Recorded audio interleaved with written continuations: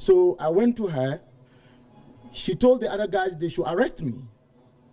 So they picked me up, asked me to go into their car, and I said, for what?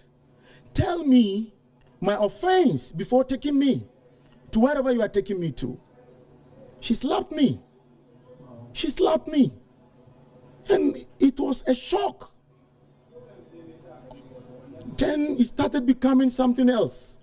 Mr. Abdul Ganiyu, who has condemned the attack, says he will not pursue the matter. I have come to conclusion. I have come to conclusion I will not go anywhere. It won't work. It never work. There is no law and order in Ghana. It won't work.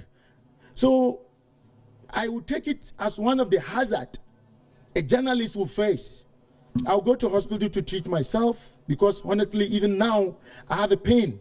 My head, I'm finding it difficult. Honestly, I'm receiving a pain in my head. From here, I'm going to the hospital and leave it to God.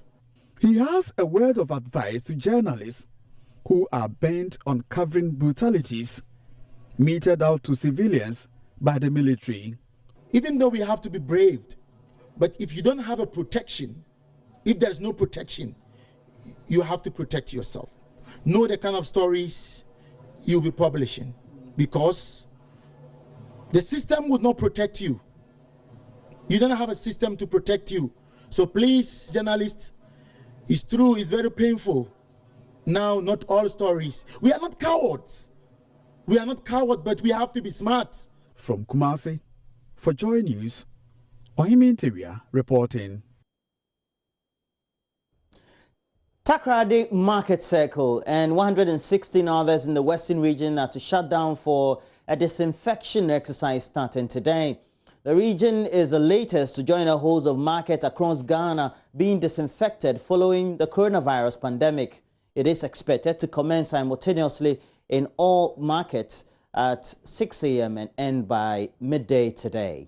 You'll hear from authorities on the disinfection exercise, but first, what does social distancing look like in a typical Ghanaian market? Inatala Kwanza has a report following the relocation of traders of the area around the Takoradi Market Square. This is the market circle some few days ago, and this is how it is today. On an average day, it is estimated that about 1,200 people come to the markets from dawn till evening. It is always busy here, with people bustling and hustling at the inner and outer perimeter of the markets. But the situation has changed. The traders who do their business at the periphery have been relocated here. Only a few people are seen shopping. It is free to move around the markets as only a few traders are allowed to do business here. A once noisy business community have turned relatively silent. Nana Asempa Neyeyebua II, director of the Sekondi Takoradi Sub-Metro, says, what we see here is a decision by the Assembly to limit physical contact during trading hours in the wake of the pandemic. What is happening in Takoradi at the market circle is basically about the coronavirus pandemic. You know that in Western region, the Takoradi market circle is the biggest market in this region. We have a lot of traders here. So the issue of social distancing, as we've been made to believe, is one of the key things to do to prevent the possible infection, is what management of the Assembly sought to implement here. Usually, on a typical market day, when you come, there are a lot of traders who flood around this place, not adhering to social distancing at all.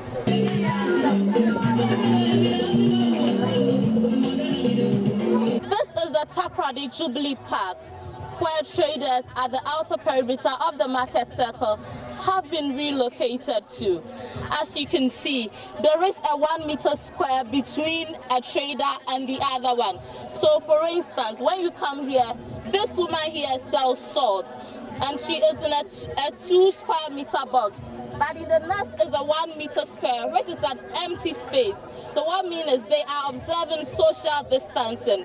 This is what we have seen throughout the Jubilee Park here. But traders here are worried.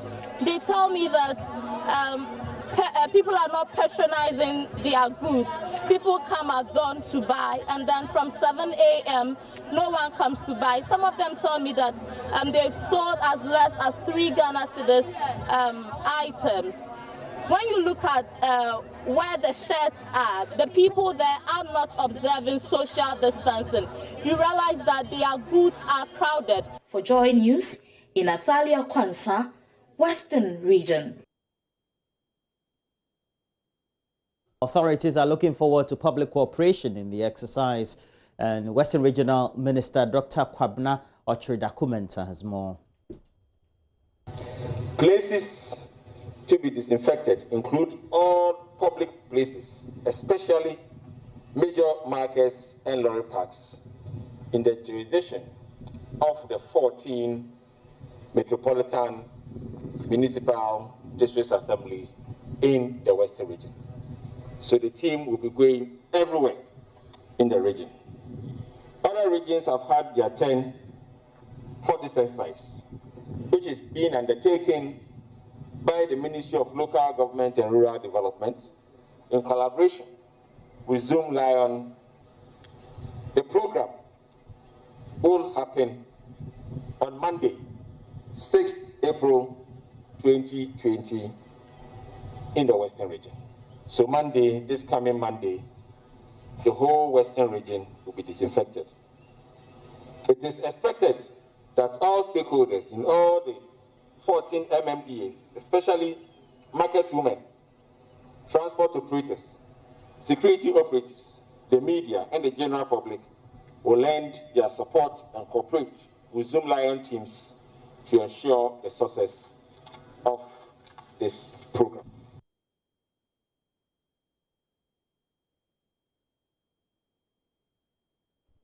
Meanwhile, more companies and individuals are donating to health facilities in the Upper West region to help stop the spread of coronavirus. The latest company to do so is the Accra-based road construction firm Usuya Ghana Limited, which donated the medical equipment worth some 150,000 Ghana cedis. Joy News Upper West regional correspondent Rafiq Salam brings us more. There are a lot of things that we need. Following an appeal made by the Upper West Regional Minister, Dr. Hafiz Bin Sali, to corporate organizations, sons and daughters of the Upper West region, several companies and individuals have donated medical equipment meant to halt the spread of the coronavirus. One of such companies which came to the aid of the region is one of Ghana's renowned leading and indigenous road construction firm, Usuya Ghana Limited. They made donation of medical equipment worth 150,000 Ghana cedis. The items donated include 200 gallons and 400 small-sized hand sanitizers, 400 boxes of face masks, and 300 boxes of hand gloves. The rest are 20 infrared thermometers and 6 dispensers.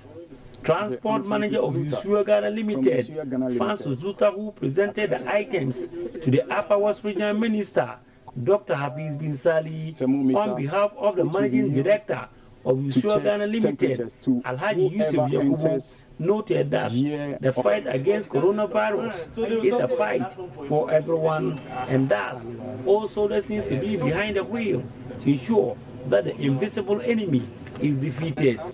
At least Upper West has recorded one. We don't know what is ahead of us. So for the needy, it is not all that can be able to afford this. So the company have seen it as necessary to present this to the region, to give as a support. Upper West Regional Minister Dr. Hafiz Bin Sali poured laudations and encomiums on Usuya Ghana Limited for coming to the aid of the region, whilst using the opportunity to urge other sons and daughters of the region to emulate the example of Usuya Ghana Limited. Usuya Ghana Limited is a well-known construction firm, not only in the Upper West region, but the entire nation.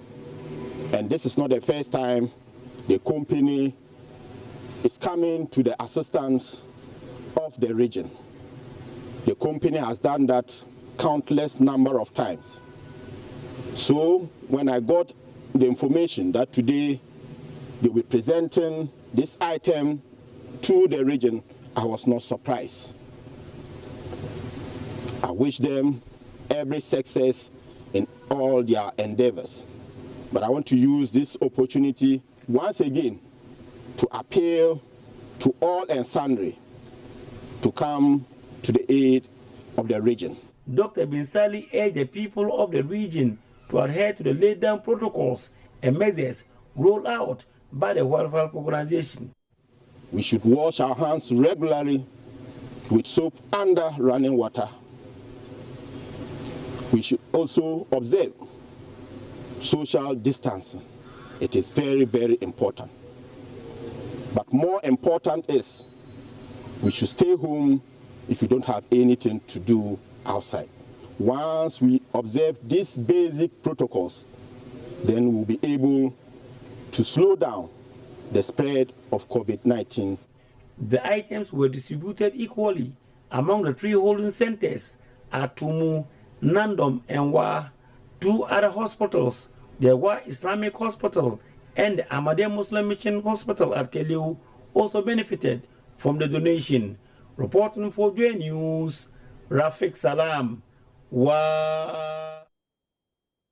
All Ghanaians will not be paying water bills for the next 3 months as government will absorb all the cost. President Akufo-Addo, in his televised address to the nation, announced that for the months of April, May and June, his government is taking that burden of the ordinary Ghanaian.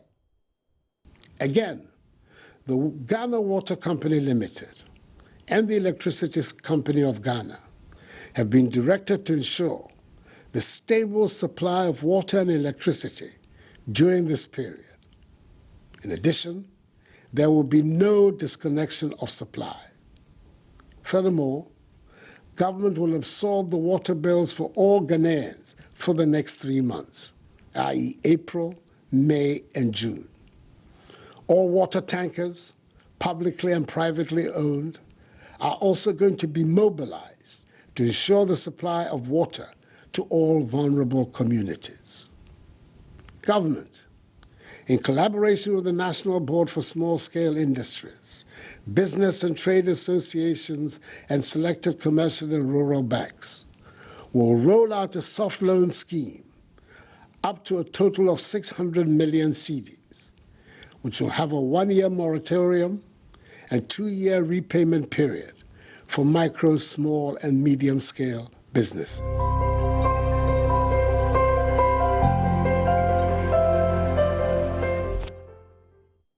And that's it for news. But we do have more news as we have a couple of newspapers right here in the studio. Make sure you join us as we do the news review.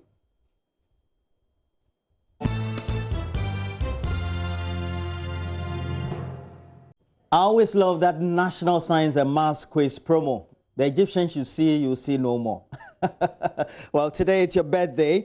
Jesse Thomas Kweku Hamilton. And this one is coming to you from myself as Roland and, of course, your mom, Lydia. And you also want to wish some good times for your friends who are in school with you, St. Benedict in Dansuman. And you say Caleb, Marvin, we have Medwin, Ohineba, and Melchizedek. And all of you are in class 4A. And Jesse Thomas Kweku Hamilton, I wish you the best of the day. If not because of the lockdown, your lunch and good pizza would have been on me. Well, it's not a great escape. I wish I was there for you, but I'll try as much as possible to see what we'll do for the day. But that also helps us transition to look at the newspapers. We have a couple of them in the studio, but also while we're doing the newspapers, we'll take you to the Upper East region. Our regional correspondent is going to stream in studio, is live and going to tell us, since the reporting of the first case of coronavirus, what so far could be the latest update we can get. And talking about that area, I also do have my my good friend Salifu Combat, the wife Flora, and the rest of the team also out there. Good morning to all of you. But in the meantime, we have to look at the daily graphic. It has on the front page, President announces interventions mitigating COVID-19 lockdown effects, and among them, water bills absolved. We also do have 50% basic salary allowance for frontline health workers. Meanwhile, based on the interventions so far, the president announced that some 3.6 million PPEs are expected to be produced locally. PPEs include masks, etc. And that's a good thing. These are among a number of interventions announced by the president in his latest address Sunday night. We will focus on this right here on the show this morning. I would also let you in that discussion, and many of you will be contributing subsequently. Again, we also told you as part of the lockdown, we're inviting your videos, your audios, as well as your texts based on your 1 week experience of the lockdown and as you look forward to another week, which started this morning. Accra, Kumasi clean to contain COVID-19, and that is also there. And Palm Sunday without services, but focusing on page 11 where, page 3, where we have a number of the stories about the president's intervention. The president further stated that a soft loan scheme of up to some 600 million Ghana cedis, which would have a 1-year moratorium and 2-year repayment period for micro, small, and medium-scale businesses, will be rolled out by the National Board for Small-Scale Industries. These are among a number of measures as well, alongside the absorption of water bills. We also do know, when we go to page 11, the story about the exercises of cleaning Accra and Kumasi starting on Friday and ending on Sunday. And you have a picture of a masked Cecilia Abnadapa, who is a minister for sanitation. And it says parts of Accra and Kumasi have been cleared of filth as the country works to clean the cities, contain COVID-19 pandemic, and improve sanitation across the country. The cleanup exercise in the 2 major cities led to the removal of piles of rubbish on markets and along streets, while choke gutters were also cleared. And indeed, I was deeply involved in this exercise as well. You get to find that, look, we did a number of work. On the back page of the daily graphic, we also do have Eastern Volta OT regions disinfect markets, and it says market in the Eastern Volta and OT regions were over the weekend disinfected as part of the national exercise to curtail the spread of COVID-19. This was brought to you live right here on the channel. Many of you saw a number of disinfection personnel undertaking this alongside the Ministry of Local Government and Rural Development, the various MMDAs, Zoomlion, the rest of its waste subsidiaries, as well as other agencies and companies that also contributed significantly to this. The exercise continues or ends with Central, Western, and Western North disinfection exercises starting this morning. I'm sure by this time they're already getting their loins to make sure all is done. Meanwhile, the center spread says rationalize use of nose masks. And so between the general public with no symptoms and healthcare who care for, say, I would always go for healthcare workers and not the public. And we also do have Dr. Jacques Barnes. If you know you interact with many people, you have to put on your nose mask. You do a lot of work like we do, frontline workers. You interact with the public like a journalist, or you work in the pharmacy where customers come to you. You always need to have your nose mask on. So frontline workers. The African Union, though, is devoting some $4.5 million to fight COVID-19.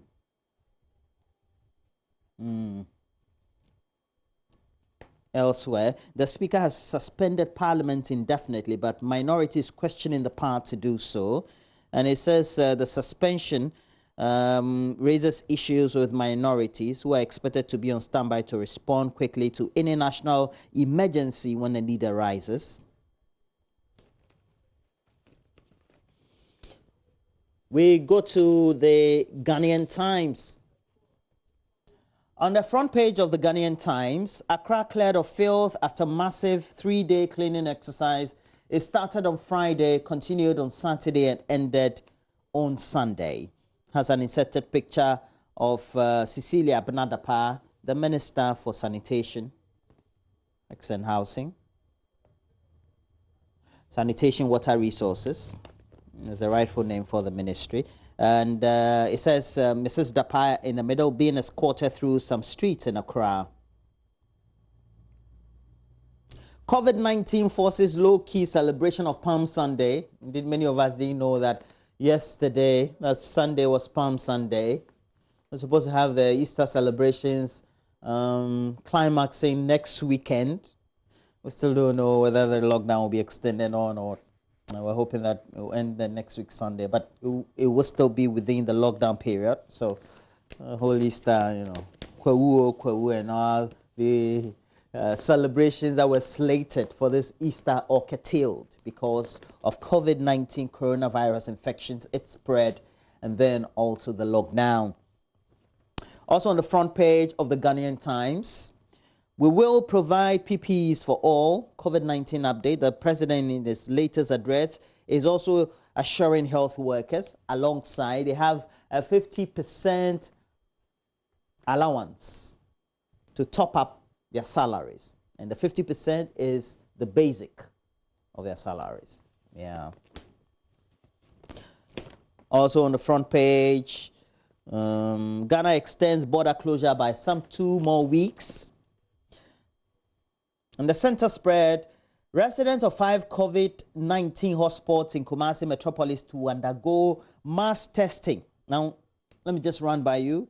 And this is called from the last interaction. And it says the Ashanti Regional Health Director, Dr. Emmanuel Tinkran, disclosed this to the Times, that we've identified some hotspot communities. And so those residents in Kumasi would have to, you know, be at home and make sure that they comply with all the directives from the Ghana Health Service. This also is part of measures introduced in Accra and all the lockdown areas. We also do have confirmed COVID-19 cases hit 214, has an attached picture of the Director General of the Ghana Health Service, Dr. Patrick Abuaje. On the side, we will provide PPEs for all, is that President's story. And we know that this is quelled from the last address. That was on Sunday evening. On the back page, we have extended deadline for SNIT, for submission of SNITs, as well as tax returns by businesses. That is coming from a former president, John Dramani Mahama, presidential candidate of the NDC, during a donation he made to the COVID-19 team of the NDC to onward donation to specified health facilities and frontline working agencies. In that donation, were among boxes of PPEs, we have all in the sum of some 300,000 and a little more Ghana cedis to the NDC COVID-19 technical team for delivery to these agencies. Okay. We also have more than 157 market lorry parks in Volta, OT, Eastern regions disinfected over the period. Again, we have to announce that the exercise will continue in the rest of the last 3 regions we have: Central, Western, and Western North regions. The publisher. The new publisher has on the front page, parties unite against COVID-19 as Ofosu Ampofo, Blay elbow greets. Elbow greets, okay. All right, elbow greets. This is the new greeting. You'll find many people, and it started with the vice presidents doing this publicly before the lockdown. If all of you can remember or could remember. Now it's become the order of the day for us to greet. Sexy COVID-19 escapee caught in Accra. NAPO protect health workers. Otumfuo feet lockdown in need or lockdowns in need. How we coin these phrases. AMA debt forces contractor to abandon project. And this one, it's on page 2. And it says the dream of moving into a 3-story, 18-unit classroom block by the teachers and pupils of the Fadama class of schools in Accra is far from reality, as the construction of the facility has come to an abrupt end, the new publisher is reporting.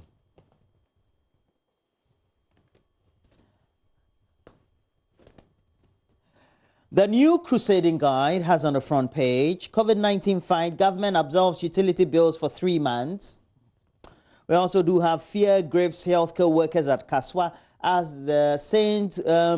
Gregory Hospital nurses beg for PPEs. They don't have it, but Ghana is not in a peculiar situation. PPEs generally all over the world are in short supply, but of course, if we can get more for our frontline workers, it will be good because they are working in some difficult situations. Indeed, ideally, we should be treating every case that comes to the OPD of any hospital as a suspected case until you verify. But, you know, but government has put in some great measures as well, gotten a lot of commendations. Army and others hit streets, still choke gutters, clean drains, collect refuse to ensure clean city. All these took place Friday, Saturday, and Sunday. It was a great exercise and sight to behold. After the exercise, pictures were taken indicating the current state of all the things that need to be done, and the capital was clean. Dr. Kweku Oting spends 800,000 Ghana cedis on the needy. It's also on the front page. And Indum collects his car from PPP General Secretary for supporting new voters register. That's quite an interesting one. Let's go to the Business and Financial Times. Has on the front page Coronanomics.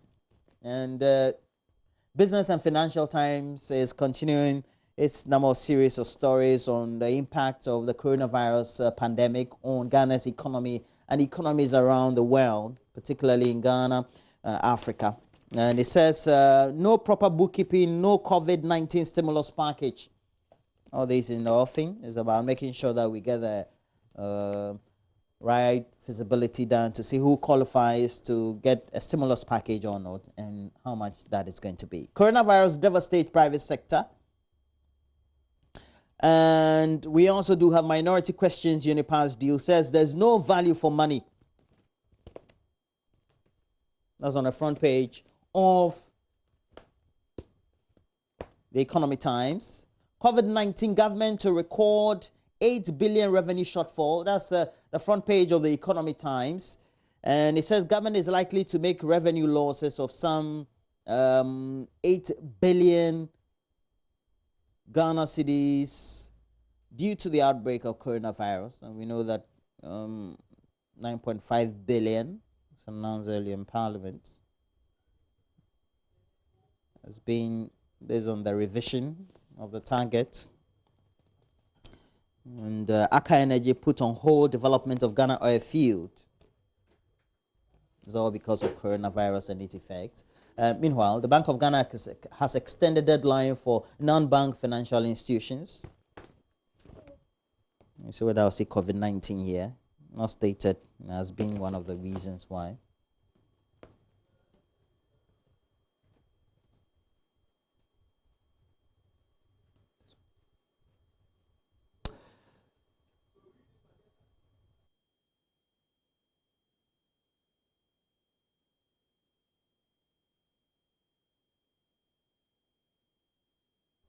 Meanwhile, the maternity unit of Bogatanga Hospital will be closed down today for decontamination after the hospital recorded the Upper East region's first coronavirus case. Now, we will go straight to Albert Sorry. Albert Sorry is a lead correspondent in the region.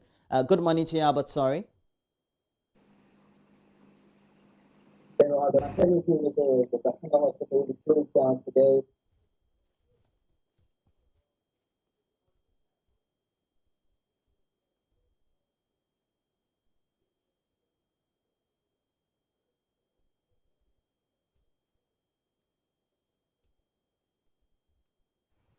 Albert Sorry, good morning.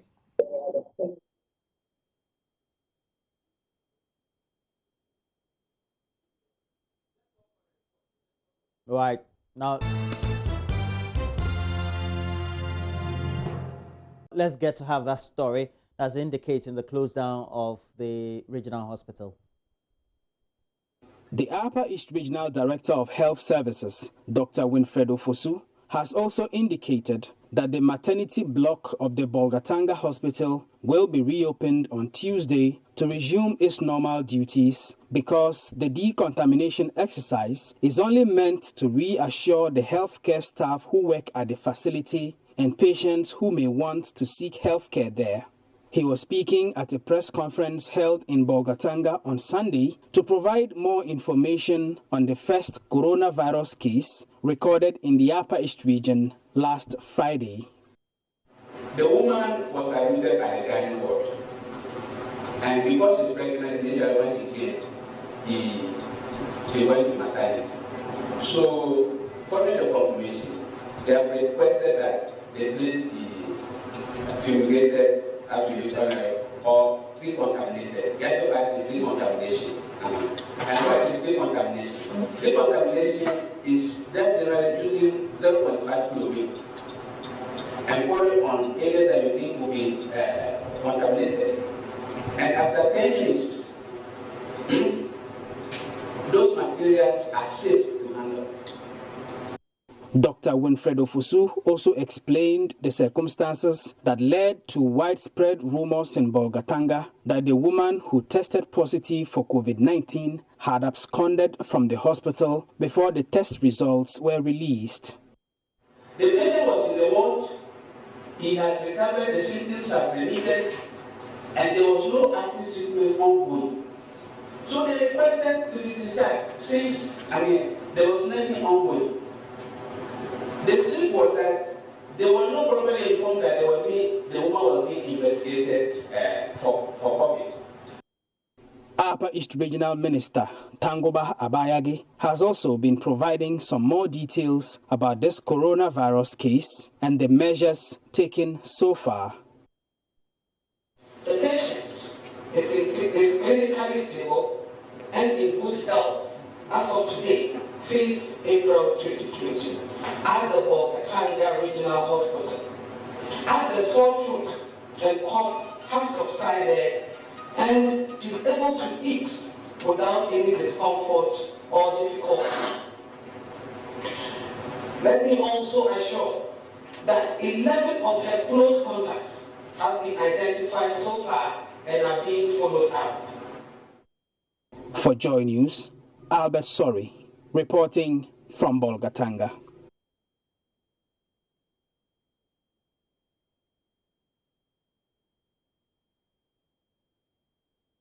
We'll get to Albert Sorry. Let's give you a global perspective. We do know, following all these updates we get on the site of the Ghana Health Service and also from the address of the President, Nana Addo Dankwa Akufo-Addo, that as a country, we've recorded 214 cases, majority in Greater Accra. But in the meantime, we have to look at the global perspective of what the update is. And so far, we're just climbing as a globe. We have 1.27 million. So we have 1,275,542 and counting, because this is real-time data. It will be updated in real time. So up to the minute, maybe 2 minutes, 3 minutes, 5 minutes, these figures ultimately will change. The total death, though, from all these global infections are 69,500 and counting. And then also we have at least 260,000 people recovering. But this is just 1/6 of the numbers. It used to be 1/5. Initially, it was 1/4. So it looks like the gap is just widening by the day. The U.S., that is the United States of America, is still leading with the number of cases. And you can see from the pictorial mapped representation where the number of cases are. The United States of America, within the continent of North America, has a lot of the red spots. And up there we have a couple of spots also in Canada.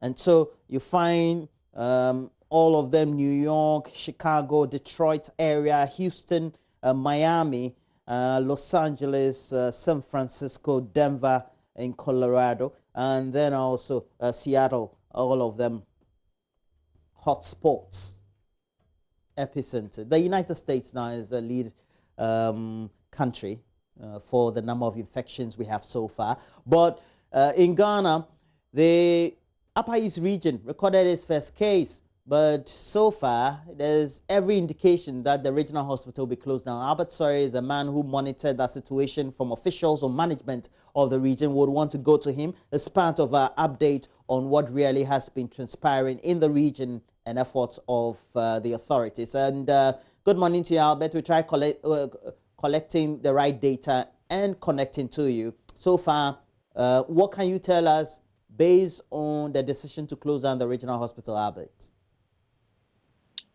Yes, Roland. So they are doing the disinfection exercise today. In fact, the regional health director says that it is the right term is decontamination. And basically what they are going to do is to ensure that the staff who work at the maternity units and other people who may want to come and seek healthcare later there will feel safe, will not have any fears that the place is still infected with the virus. So it's going to be a really simple process. In fact, what he said was that based on science and what he knows about this virus, he could say on authority that there is nothing infectious in the ward, but they still need to do it nonetheless. And if they use a substance he calls 0.5 chlorine to do the decontamination, within a matter of 10 minutes, the ward should be safe for people to use it. But then, because they are going to have to move the patients who are currently there, they will just do that today, and then tomorrow, normal duties will resume at the ward. There's a related issue of how the traces are done for many of the cases, and the Ghana Health Service, and particularly the updates from the information minister, have been handy. How have traces been done so far for this particular case, if you have any update? Yeah, so what the regional health director said was that usually contact tracing is difficult to do. It's going to take them some time to be able to trace everyone who have come in contact with the woman.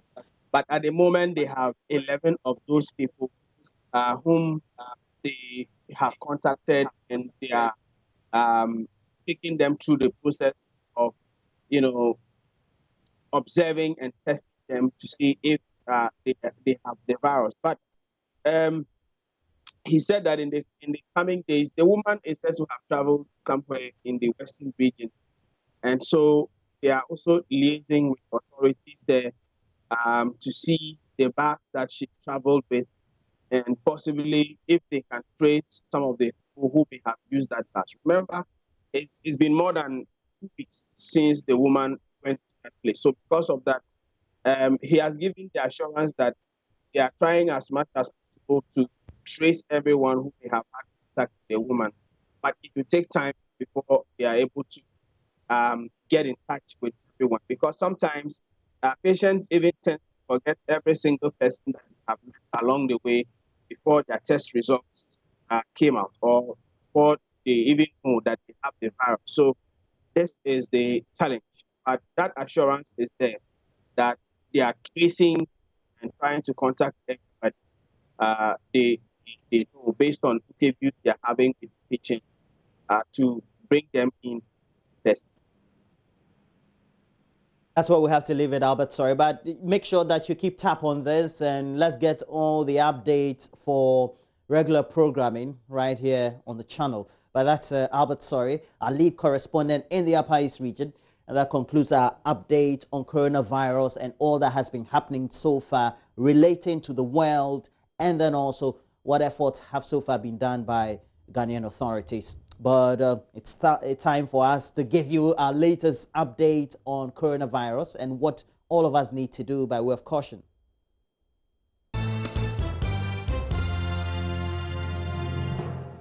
Hi there, my name is Benedict Hus. Welcome to the sports segment here on AM Show. And of course, we start here on the low coast and the discussion on whether the Ghana Premier League should be cancelled or not amid the coronavirus crisis is still on. Now, Legon City's goalkeeper Fatal Dauda, who joined the side after ending his stay in Nigeria with Enyimba, thinks that decision should be left to the FA to make. Well, that one will be the decision from the FA.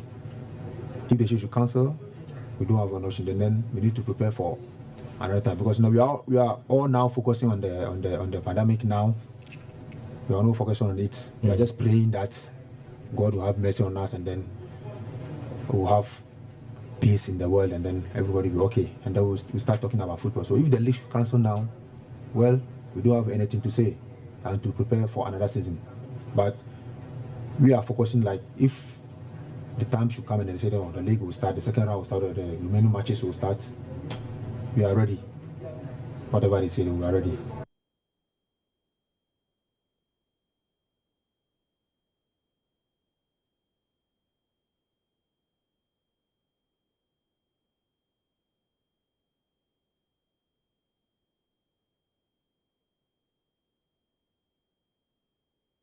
It's very unfortunate. The performance was not, I mean, the performance they were expecting is not coming. And I was disappointed in some of us. Very, very because the management believe in us, some of us that we can do, but you know, some of them are not doing well. Some of them are doing. So I think the management are in talk with some players. I know if things should be well, I think they will strengthen the team with some other players, and then we'll have results for the team, because they only want results, and they are I mean, still putting money in the team, doing whatever we need, the motivation aspect. You know the situation in Ghana. So that was Fatal Dauda, who currently plays for Legon Cities in the Ghana Premier League. And first, he was talking about whether the Ghana Premier League should be cancelled. He says that decision should be left to the Football Association. And then we also heard a bit about how the club is struggling, and he feels they have to augment the squad. That's if the season should resume. Now, the case count has reached over 1.2 million across the world. But in Ghana, we have 214 of the coronavirus pandemic cases. But it also speaks to the related issues or effort that have been done so far by the Ministry of Health, the Ghana Health Service, and generally the government of Ghana. In the president's latest update to the country on Sunday night, he indicated a number of efforts to ensure there's collaboration with industry for the production of at least 3.6 million in numbers of a number of PPEs or varied PPEs for frontline workers.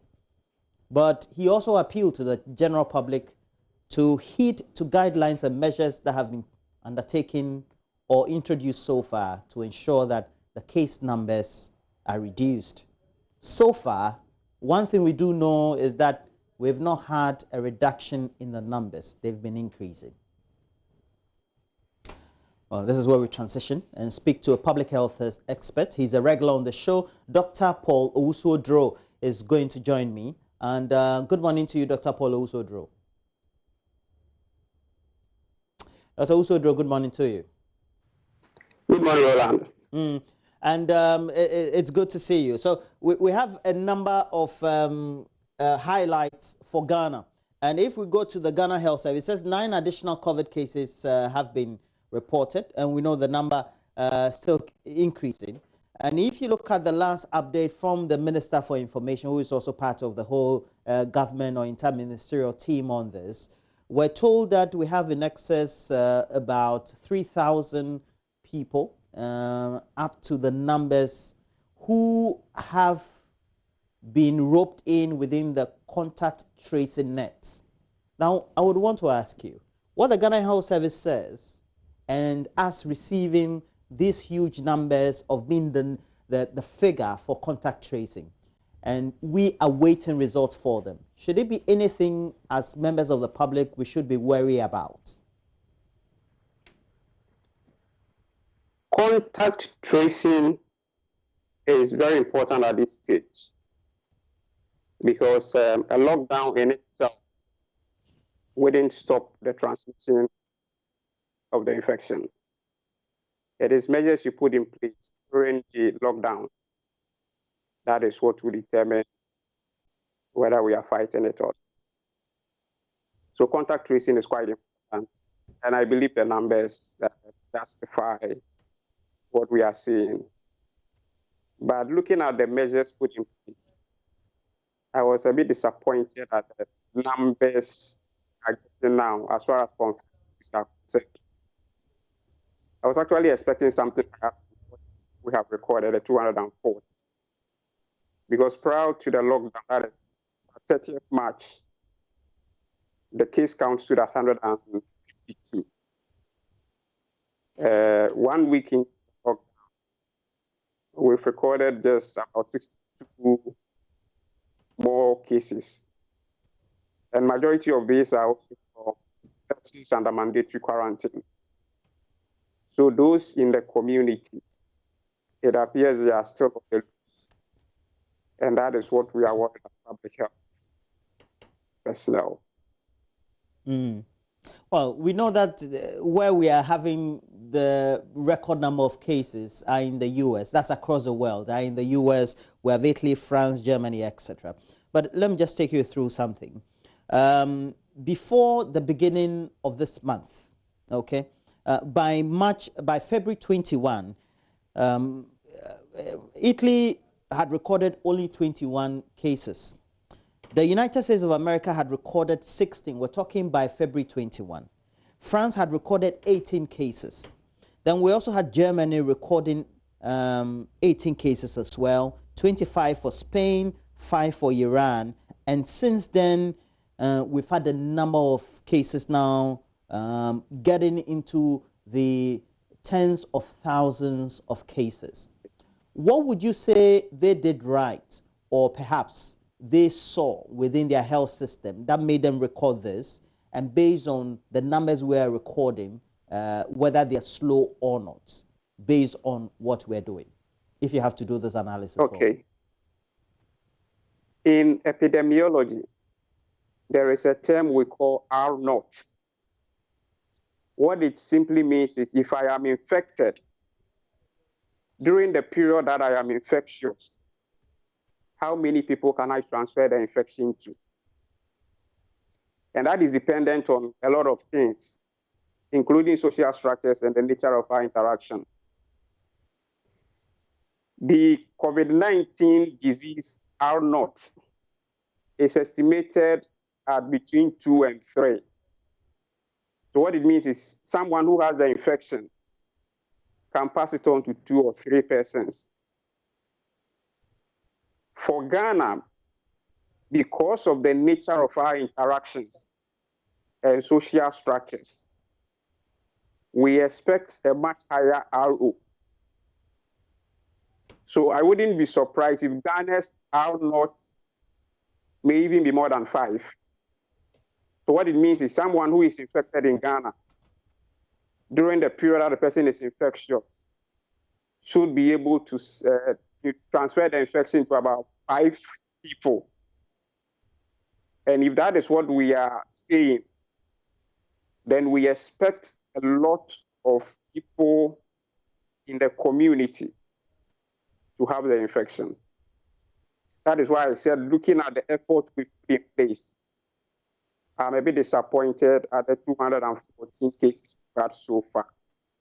Perhaps majority are yet to be tested, because the president said we have about 19,000 contacts that have been traced and about 15,000 samples waiting to be tested. So if the result of these 15,000 comes and we are hitting anywhere around the thousands, then maybe I may be convinced that we are doing the right thing. Because as we all know, it must get worse before it begins to decline. The earlier we hit the peak, the better it will be for all of us. So we shouldn't be scared if we are getting high numbers. It will only mean that we are doing the right. When it comes to the recording of numbers, and if I have to borrow from what you just said, it has to get higher for us to say that we've reached a peak, and then we can make conclusions of how we have to reduce.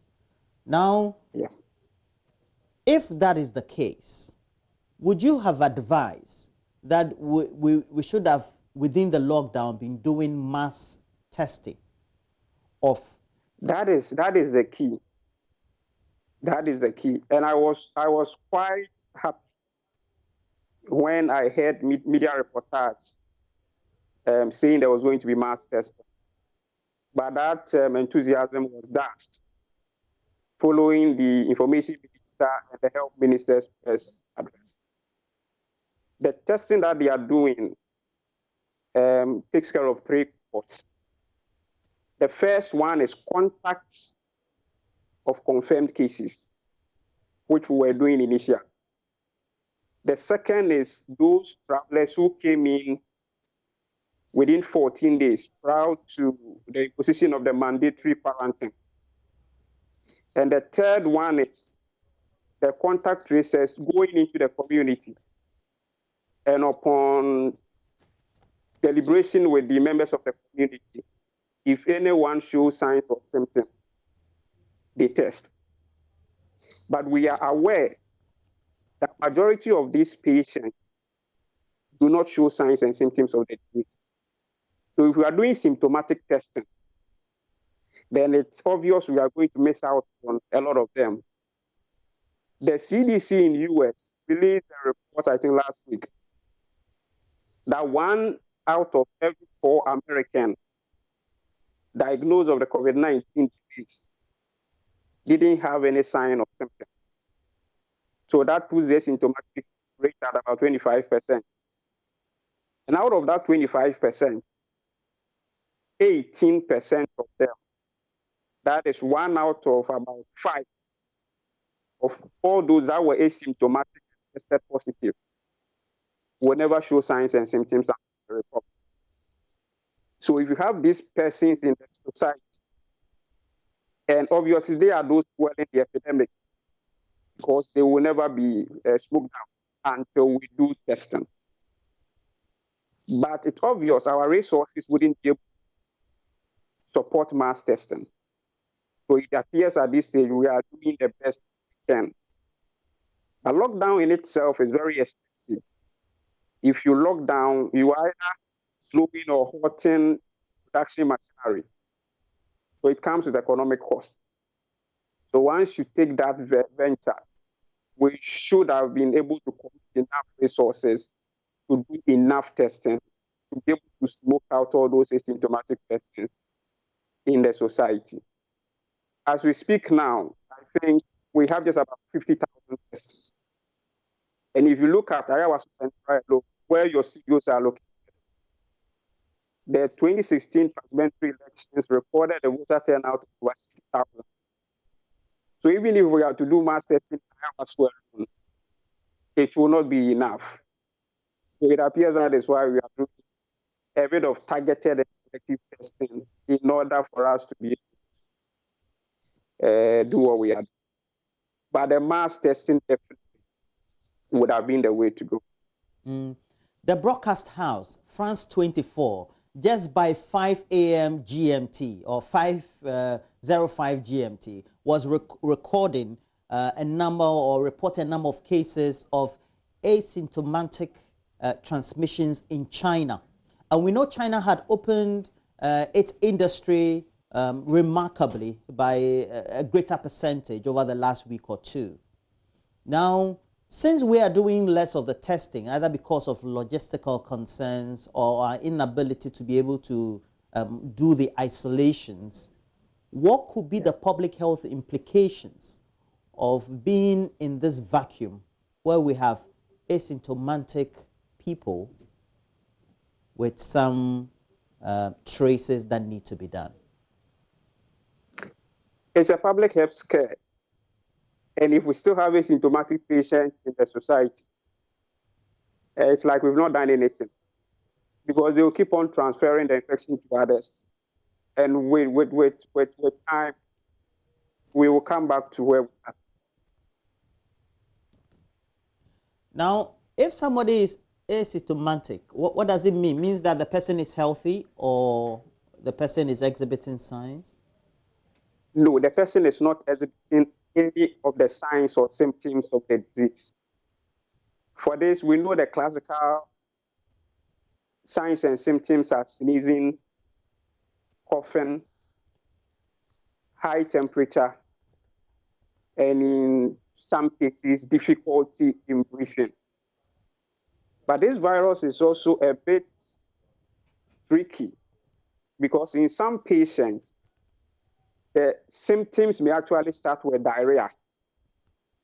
So I think we have to look at our case definitions again in order to be able to catch all these people who may harbor the virus but may not present with the clinical signs and symptoms that we all know. It looks like, if you read the symptoms, they look like the normal tropical ailments that we find in our OPDs, true? Yes, that is true. Okay. Does it mean at all our public health institutions or even the private one, we should be treating any normal case or patient as a suspected case? That is very true. If we really want to win the fight, that is how it's supposed to be done. Because there was a woman in Kumasi, unfortunately, she passed on from COVID-19. But from reports, she was being treated for pneumonia. Because in severe cases of COVID-19 disease, you may get pneumonia. So she was being treated in pneumonia in about 3 public hospitals. It wasn't getting better before she was transferred to, I think, Konfanoti or so. And that was when it was detected that it was COVID-19. If you read media reports on the death of Obbo's father also, it appears he was being managed for malaria. Malaria definitely comes with fever. And perhaps he did a malaria test, which might have false positive or something. And then that made the doctors think malaria. And at that point, you expose all the health this deadly disease. Yeah, so I agree. Initially, because we're dealing with imported cases, when they are taking the history, you find out if you have any travel history. But now that is in the community, that question is no longer relevant. Anybody who presents to any facility with any of these signs or symptoms should be treated as a possible COVID-19 case in order for everybody to see. Okay. We have to let you go, though. Dr. Paul Owusu-Odro is a public health expert. And on the other side of the transmission is Dr. Lord Mensah. Dr. Lord Mensah is a senior lecturer with the finance department of the University of Ghana Business School. Now, when it comes to all the related issues, we also do know that the impact on the economy for coronavirus is at the heart of decisions that need to be taken. Now, Dr. Lord Mensah, I would want to ask you, how far-reaching are the effects of coronavirus in the economy in the first place? Yeah, Roland, clearly, if you look at our economic structure, it's purely informal. I mean, the largest chunk are people who run their own business, are people who are one or two people without being a network of people. So these are informal sectors.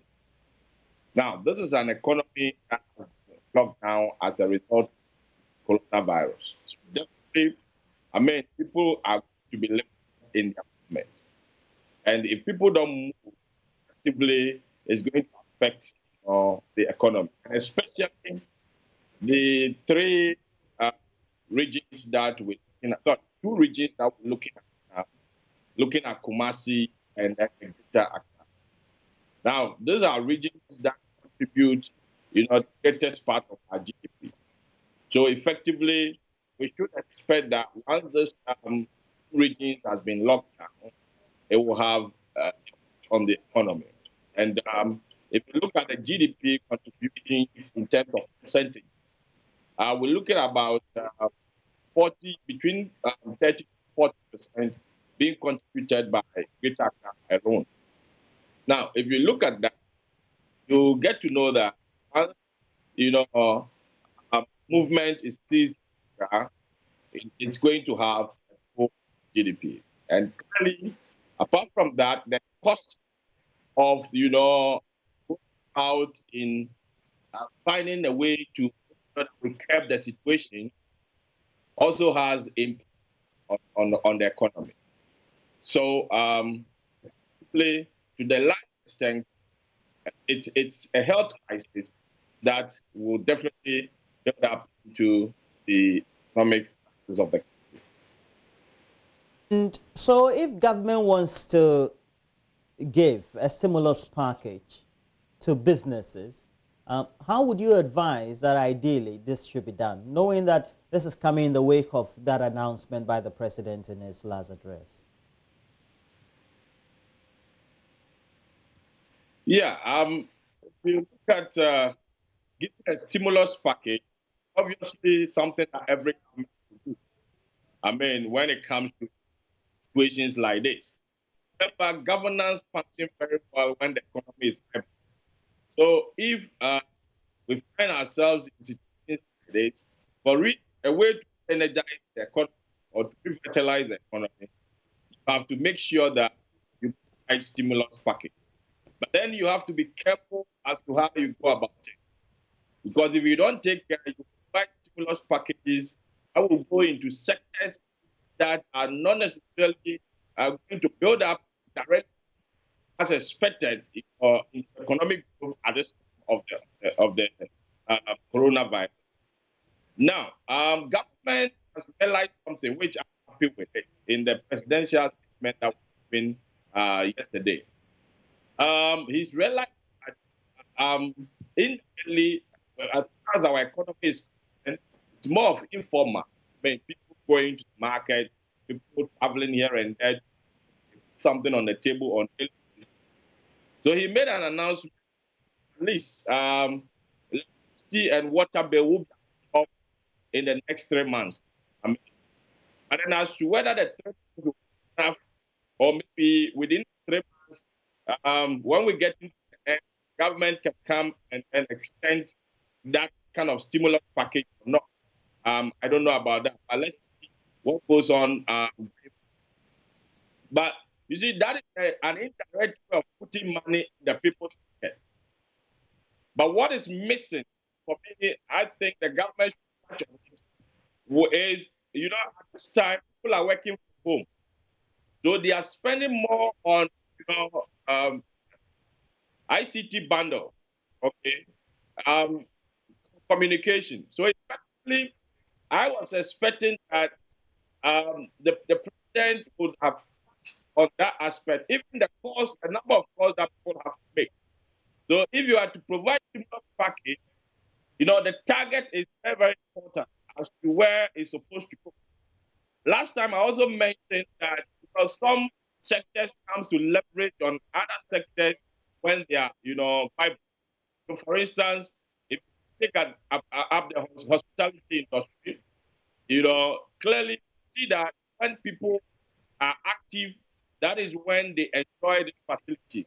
When corporations want to have their conferences, when they want to have outside of work activities, that is when most of the time they enjoy these facilities.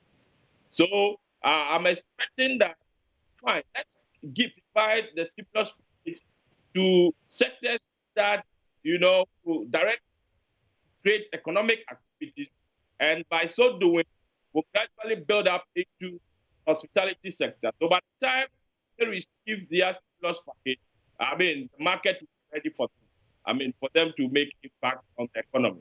So for me, I always say that we need a stimulus package. It needs to be targeted. I was happy with the announcement yesterday. Like I said, the absorption of water electricity bill, is a good starter. For the country, we realize that every home we use electricity. Every single home, water is being used. So if we're providing an absorption as a country, it's indirectly put money in people's pockets. So frankly, on that side, we are doing very well. But then what is missing is the digital aspect, where people using the telephone more often now. People are also communicating from their homes. And if we want to provide stimulus package, we shouldn't miss out that side. Now, if we're targeting the businesses, and we know that we have a largely informal sector, even what we call mid-size or small-scale industries, we even can recategorize them. How do we do the means testing or perhaps the proper targeting to know who qualifies to get access to a stimulus package? What would you advise? No, I describe it's going to be an exercise that you try to differentiate. It's supposed to benefit, others. You should know the structure of that. Even to identify them for tax purposes is quite difficult. So to categorize them and say going to benefit directly, it won't be difficult. That is why you have to look at some essential needs of this sector so that you channel the package in those sectors, and then they will all benefit in the long run. Is there no a possibility that we will end up perhaps giving stimulus packages to well-established businesses with proper accounting structures, corporate structures, and at the end of the day, the true sense of in our environment, what a small-scale industry is or a small-size business is, we could miss out on them? Well, it's the structure of the economy. The president also mentioned, the banking corridor kind of stimulus package, where interest rate, is being reduced. In fact, the MPR has been reduced. And this is a way of building up, interest rate through the banking corridors for sectors that are well structured. What we have discussed earlier is made for the informal sector. That is also in the line, and I'm happy with it. So now we are talking broadly about making sure everybody is roped in. And the president also announced that a number of industry players had been talked to, or they've had some dialogue with them, and they're supposed to complement the production of PPEs, and he mentioned 3.6 million in numbers. Does it mean that existing businesses in other services would then have to recalibrate or perhaps look at their operations and whether they can now fit into the production of PPEs, whether it's for the short and medium term, etc.? Well, if you look at the industries that were called by the president, you know, most of these PPE sometimes were part of the production line. If not part of the production line, you just have to do a bit of extension to get that thing done. For instance, if you take hand sanitizer, I mean, you could see that those that are flexing market are calling, you know, beverage companies.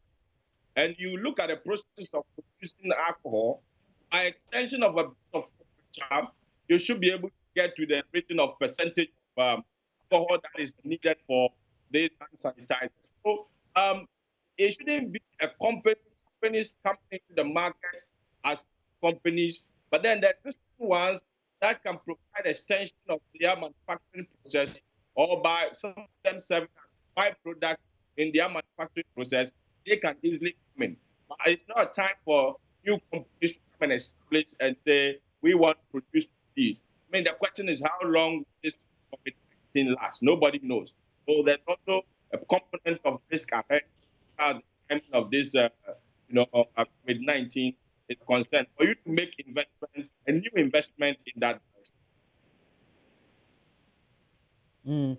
Well, it's a great discussion to have, but generally, how would you rate the president's speech in relation to the packages and the announcements for the ordinary Ghanaian for relief purposes and also for industry purposes? Well, I think as a country, we are doing well. Remember, the economy was now picking up as after the banking sector cleanup. The economy was not liquefied as expected. But then what has come now, I have no choice to come up with economic restructuring, making sure that the informal sector put money indirectly in their pocket. Those who can have money, the banks too, we have a way to move money to the corridors of the bank in the form of using interest rate to get them.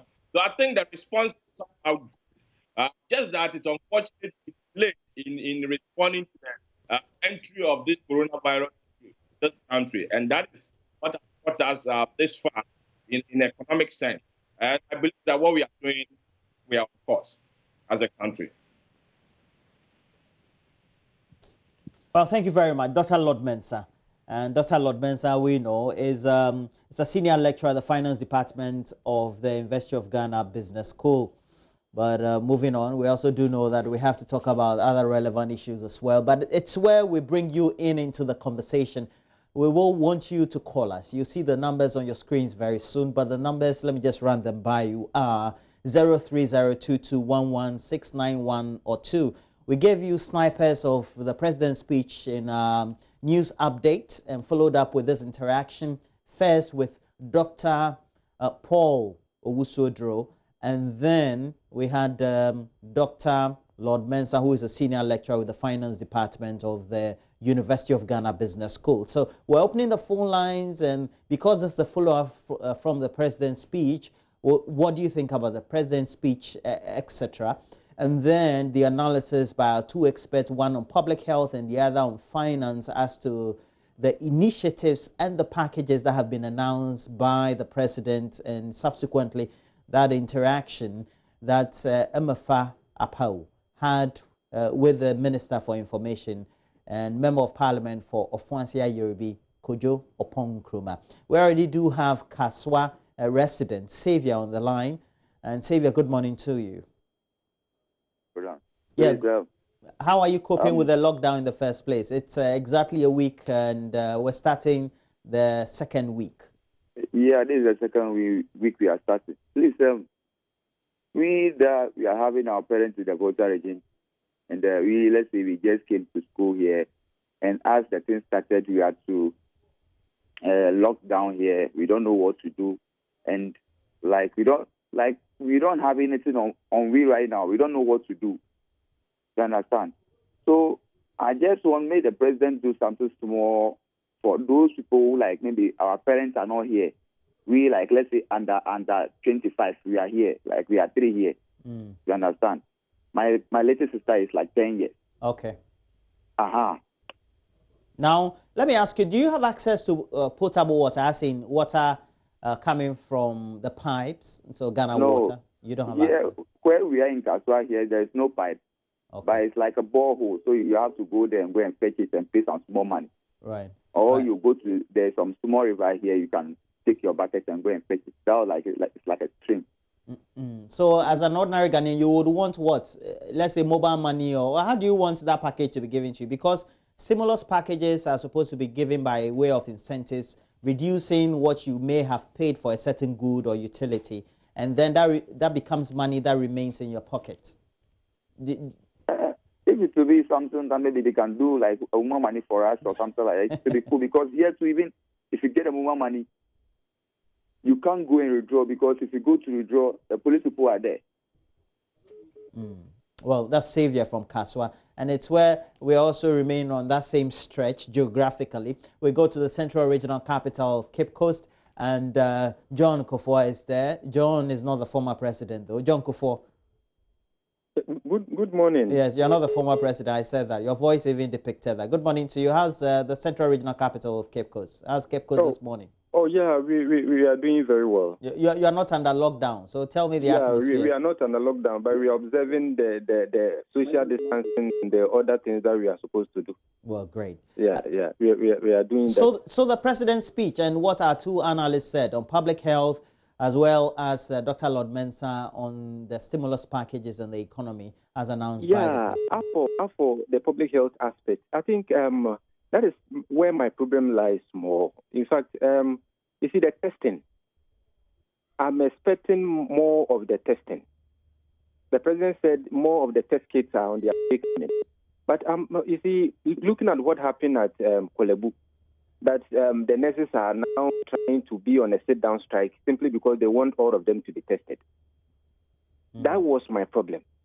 As for the packages and those packages, it's nice ones, the nurses aspect, the what do you call it, the utility services. When Lord Mensah was talking, Dr. Lord Mensah, he made mention of utility, water and electricity. I want to know whether electricity was really part, because I heard only water.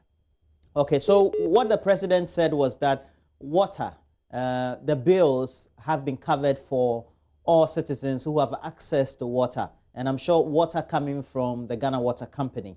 So electricity is not part. What he did say about electricity was that he had given out the directive that there should be constant supply of electricity. Yeah, so it means that what he promised in relation to electricity is consistent power supply, no power cuts, no what we call in our local parlance light off. Yeah. I think that one is a good call. But I was thinking, water and electricity, they go together. But we always ask for more. So I was thinking, being the electricity, once we are in lockdown and stuff, you'll be using more of the electricity and stuff. So so you wanted free electricity supply, no bills for the next 3 months. As well. John Kufuor, thank you. Please enjoy your day in Cape Coast. We go to Adenta, just close by, and it's where we have Adenta resident Mauli on the line. Good morning to you, Mauli. Yeah, good morning. You are feeling the lockdown pinch. How has it been for you, moving up and down? Well, we have been managed. So far, so good. Okay. Manager Mauli, please give us your comments on this. Yes. In fact, I must commend the president for his address to the nation yesterday. I think he made mention of a lot that we must commend him. But now, as we are home, we aren't working anymore. We spend a lot on data, telephone calls. I was actually expecting the president should to actually reduce tariffs on calls and probably make easy access to data for us. Because some of us, we work from home all day and we were not affected. So I think we should be considered in the next address that he'll be coming out. But I must say that he's doing well, so we commend him. Since yesterday, my tap has actually not been flowing. And I also heard the president speak on the tap flowing and then the electricity issue. Yeah, he also said that electricity, based on the directive he's given, should be supplied on a 24-hour basis, no power cut. Exactly, but even yesterday evening, at the time he was addressing the nation, my lights were out. In Adenta. I had to stream online and then listen to him. But that's good. At least you can stream online. So you had your gadgets powered, right? But, oh, yes, but let me ask you, before I go to Alote of Asim Fosu, how would you rate the speech of the president yesterday evening or Sunday night? Oh, in fact, he did well. I must commend him. Out of 10, I think 9 over 10. He did well. Yeah. You have a good marking scheme. All right. Yes. That's Mauli. Mauli in Adenta is a resident there, of course, logically. We also go to Asim Fosu. And which area of Asim Fosu are you calling from, Alote? Alote? Alote? Well, please make sure that you call through with the lines 03022116991 or 2. They're already on your screen, so please make sure you call us. We'll go to Facebook, read a couple of your messages as well, and then you can touch base with us through our Facebook and our Twitter handle at Joy News on TV. Terence is just close by, I think some few meters away. Kotobabi. Terence, good morning to you. Good morning. Yeah, great. I love your voice this morning. You're within a lockdown area. How are you coping? We are doing well. It's not too bad. Great. Great. Yesterday, the president had a great speech, according to many viewers we're getting this morning. But we also had an interaction with Dr. Paul Odro on public health, related concerns he had, and how we need to move forward with testing of people. And then Dr. Lord Mensah also made mention and made commentary on the president's stimulus package and all that. What do you have to say about it? Unfortunately, when they were speaking, I was outside. I don't understand. Okay. So, but the president's message was clear. When you watched or listened to it? The thing is this, so far, the president, ever since the whole thing began, has been doing very well. Okay. He's been doing wonderfully well, because you cannot expect too much from a father who, let me say, the whole country expects so much from. What I want to say is this, with the packages rolled out, especially for the water. Take a house, for instance, where the water doesn't make it possible for the water to run through the pipe regularly. So you get to just store it in a poly tank, and then people tend to buy. And things like that. It is not going to be easy getting the understanding of the one who controls the poly tank to be ready to give water freely. Because at the end of the day, the person will tell you, what assurance do I have that I do this for you people for the next 3 months?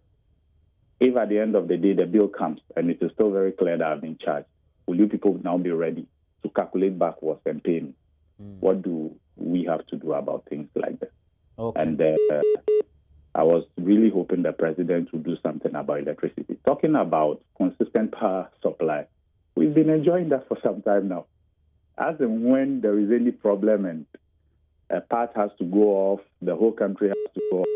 I call it consistent. So I was actually hoping he would say, okay, if you tend to buy 20 cedis and it will last you for a week based on your consumption, we are going to look at it where when you buy the 20 cedis, based on the same consumption, it should last you for about 2 or 3 weeks. Then some happiness, you understand. How would you rate the president's speech so far, and commend him for or not commend him for all the things that he's been talking about in his update? How would you rate it? 200 over 100 has scored that from me, because he's been doing wonderfully well. Okay, you score him 200%. Yes. Well, and that is Terence. Terence is calling us from Kotobabi. But though I wanted to ask one last thing. Do you have people who tend to buy water from polytanks or other stored facilities in your area? A lot of them. Okay. That's what I was saying, that these people will not be able to enjoy the free water supply the president has announced. Because whoever it is that sells the water will not have that trust and confidence to say that the bill, when it comes, will not I will not be such for the past month. So some of these things, some of us will not get to enjoy it. Okay, I get your point. Terence from Kotobabi. And we have to go to far off Central Region, Trifo Praso, and it's where Isaac is calling from. He's our last caller, though. Isaac, good morning to you. Good Good morning. Yeah, thank you for your patience so far. The President's speech, first rate it and tell me what you picked from it based or by way of the announcement and the commentary from you. Okay. The President's speech was very wonderful. I rate it in the region of 7, if I should give 10. And one thing that I picked from it is the fact that they are doing cleanup exercise. But I also feel within me that at this important time, the President should also look at cleaning the economy in terms of importation. Now, you realize that a lot of our traders, if they had the chance to become ministers, we would have all seen what we would have been doing as a country. So the sensitization should be more on our trading aspects because people are buying more food. And we are wishing that they also understand it from that way and from that angle. Well, thank you very much. Isaac from Trifo Praso for your contribution. And all of you who have called, Terence, we've had Mauli, we've had a number of others also all on the phone. But John Kufo in Cape Coast, have a great morning as well. And then Xavier. But it is your birthday today. Jesse Thomas Kweku Hamilton, you live in Dansoman. And also from myself, your mother, you go to the St. Benedict School, 18 Dansoman. You're in class 4A. And I wish you a precious happy birthday. But it's where we link to our health tip for the morning. Please do enjoy it. We'll be right back with the latest.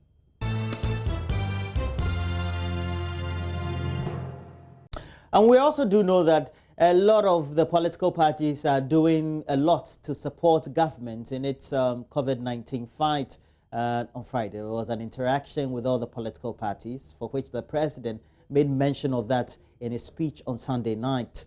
But before then, the flag bearer and former president of Ghana and flag bearer of the NDC, John Dramani Mahama, handed over in sum of some 390,000 Ghana cedis a number of items for the frontline health workers of our country. And these PPEs would be donated subsequently by the NDC COVID-19 team to related identified health institutions across Ghana. After that, Emefa Apau had an interaction with the former president and the flag bearer of the NDC on a number of measures that needed to be undertaken by Ghana in relation to the fight of the coronavirus pandemic. We're taking a watch. Staying home mostly. Suspended most of my activities. I was doing a speak out session, but when the outbreak started, in order to maintain the protocols and then to respect the president's directive on mass gatherings, we suspended it. And so mostly at home, I come out once a while to do presentations or events that are based on the protocols of, safe social distancing. We sanitize our hands, we make sure we wear masks and all that. Yeah. This is certainly affecting everything, including politics. How would you say it's affected you so far? As we know, this is an election year, and so we normally have a political calendar that must suit the election year. But this has been quite disruptive. By now, we should have been entering certain phases of preparing for the campaign, including training of polling agents and so on and so forth. But we've had to push all that back because of the COVID-19 disease. We're hoping that with the measures being put in place, the authorities should be able to bring it under control as early as possible so that we can resume normal work in preparation for the elections.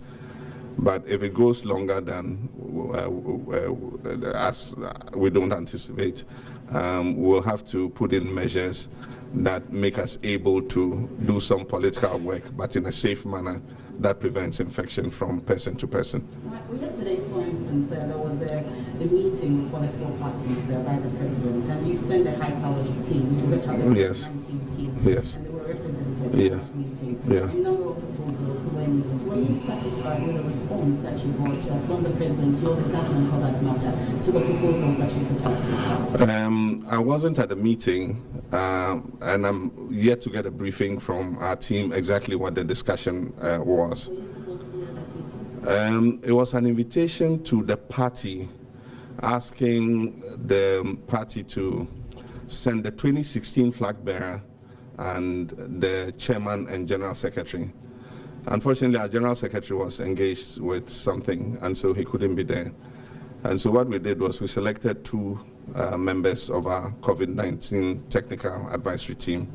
And because they have technical expertise with regards to the disease, we thought that they would be useful to be part of the delegation. So the party did that selection, and the team actually went. And so we'll get a briefing from them and know exactly what was discussed. But they had the opportunity to present, I'm told, our working paper of suggestions to the government. So I hope that they will factor that into whatever the national response is. There's a shortage of the PPEs, and globally, it's not only Ghana. And so as and when they come in, I think that it's the most critical thing at this time that the health workers need, because they also are subject to infection because of especially where they work. And so if you want to give them confidence to be able to go about their work and treat people, then you must give them the special protection so that they don't take the infection into themselves and take it back home to their families. Everybody treasures his life. And so at this time that we don't have enough, you know, philanthropists and as many people as can assist to give them these PPEs so that they can carry on their work while the national response brings in larger quantities. I'm sure that some procurements must be going on currently to bring in more quantities. But in the stopgap period, you know, we cannot afford to have health workers dying, you know, just because we don't give them the necessary protection. If you look at Italy, I was listening to the news today, more than 100 doctors have died in Italy. We don't want to sacrifice our doctors. We don't have as many doctors and health personnel in Ghana as they have in Italy. And so the death of one health professional is a tragedy for our country. And so I'll continue to support, you know, we've been raising funds, we've been acquiring these things, we're distributing. It's not going to be a one-stop gap. We'll continue to do it until the government is able to get enough into the system to be able to distribute to all the health facilities. Small and medium enterprises are suffering, big businesses are suffering because of the current situation, especially in the lockdown areas. If even not in the lockdown areas, global supply chains have been disrupted. And so businesses must be protected so that they can survive this period. All of us anticipate that this should run out in a couple of weeks, if not months. But if we don't protect our businesses and it runs out and the businesses have collapsed, it will take a greater effort to bring these businesses back in place. And so definitely government must bring some short-term measures, I'm not saying permanently, to give them some relief so that they can continue to survive until we get back to normal. And so we've made several proposals. I was talking to my bank manager, and he told me 60% of their staff are working from home. Only 40%, that is the critical staff who dispense cash and do the records and so on and so forth, come to work. So it means that for this 60%, they all are using laptops, FaceTime, all the different social media technology to be able to continue to do their work. And that's why I suggested that if we could abolish the 50% communication service tax, the increase that was done, and then also suspend the CST for maybe the next 2 or 3 months so that this can continue until we see the end of this disease. And then I also suggested that there should be discussions with the telcos. I'm sure that the telcos can make a gesture of coming down with their tariffs, you know, for that period of time so that we can keep, you know, business and work going using all the social and digital platforms. We also talked about, you know, SNET, you know, some tax reliefs, reduction of indirect taxes, VAT, on critical items like sanitizers and so on and so forth. Those are all things that we should consider.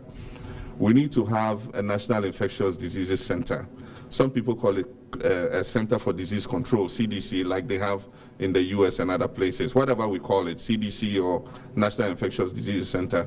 This will be a place that specializes in mapping infectious diseases and what our response to them should be in event that any such thing happens. We've seen the experience of SARS, MERS, and all those diseases.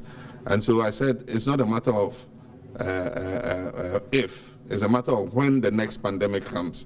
And so it must not catch us flat-footed like it has done now. We must be prepared for it. We must also expand testing. It doesn't speak well when we have only 2 testing centers, Noguchi and KCCR. And so if we have additional testing centers in other parts of the country, then it makes it easier for us to bring samples and test quickly. I hear there's a big backlog in Noguchi for testing. If we had additional centers, because blood samples from other parts of the country are being brought to Noguchi and KCCR, but if there are other centers, it will reduce the burden on these two to be able to come out with tests faster and be able to confirm if people have the disease or not. Okay, so it said that this disease was no political palace, doesn't know the rich or the poor. But let's talk about the interventions that have been put in place, how this current situation has been dealt with. Are you satisfied with it? I've been monitoring, and we've been encouraging people to stay at home. I keep giving, encouragement to people to stay at home voluntarily. But we must also recognize that we're a developing economy, and there are a lot of people who live from day to day. It is the activities during the day that ensures that they can have food on the table. And so if they don't go out for one day, they're likely to starve.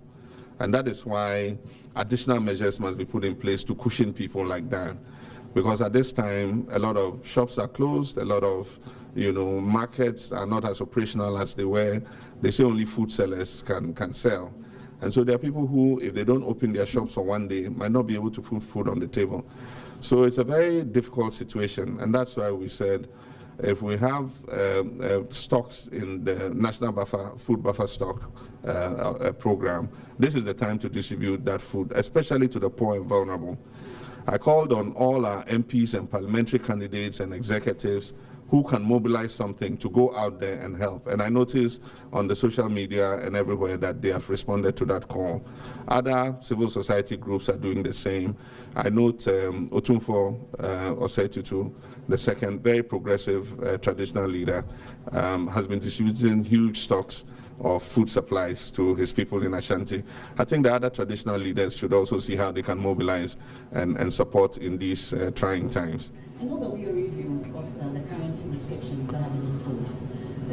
Should there be an extension? We need to make an assessment and see if the curve is flattening.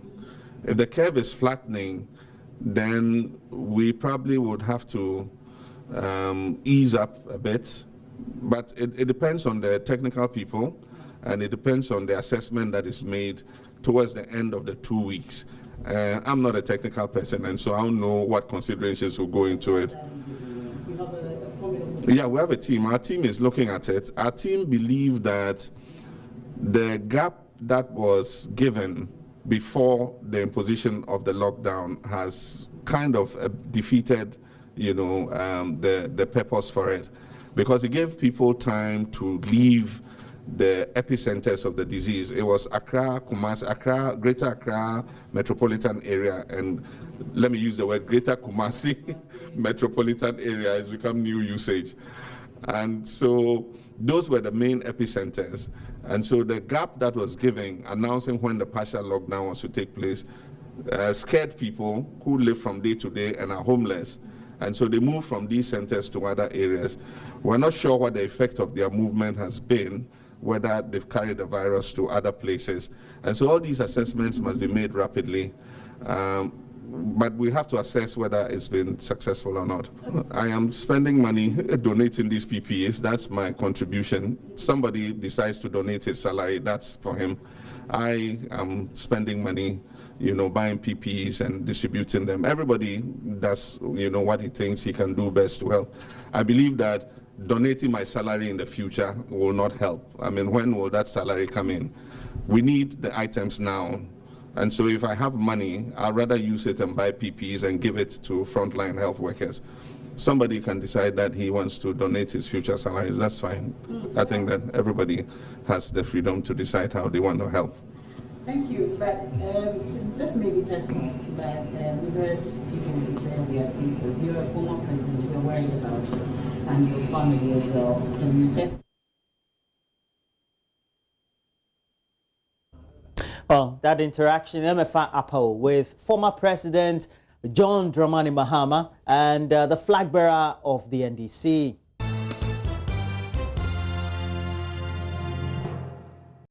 We also do know that it was after the former president and current flag bearer of the NDC donated items worth some 390,000 Ghana cedis, number of PPEs that are to be distributed by the NDC COVID team of experts to identified health institutions across Ghana.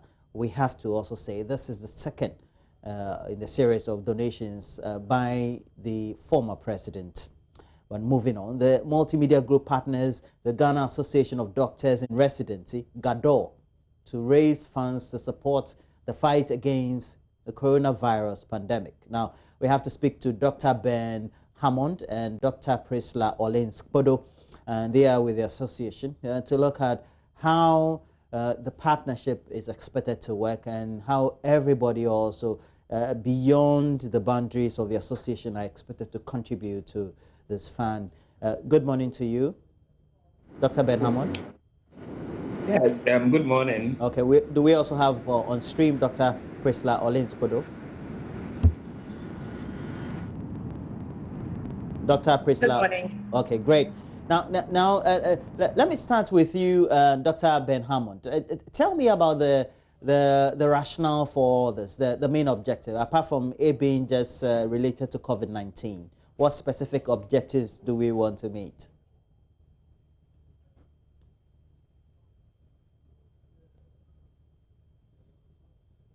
Okay, I would pose that question to you, Dr. Priscilla Olenskpodo. What specific objectives do we want to meet with this partnership? Well, we'll try and get all the technical details ironed out. We seem to have some difficulties, some freeze in the line there. That will be the internet's penetration or transmission. We'll see how we're able to resolve that very soon. But again, this partnership, for which we have Dr. Hammond and Dr. Priscilla Podo going to speak to, part of the initiative that GADOR, Ghana Association of Doctors in Residency, and the Multimedia Group have undertaken. Are the two of you on? Dr. Hammond, are you on now? Dr. Podo? Yeah. Okay, great. Okay, Dr. Hammond, I pose a question. What are the specific objectives of this initiative with the Multimedia Group? Okay, so we aim to ensure that all frontline healthcare workers should be protected adequately in the fight against COVID-19, because we realize that some of our people are on the front line and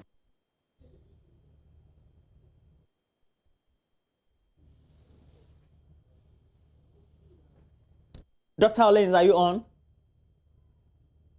Okay, so it's the internet. We're having some difficulty. It's freezing a bit this morning.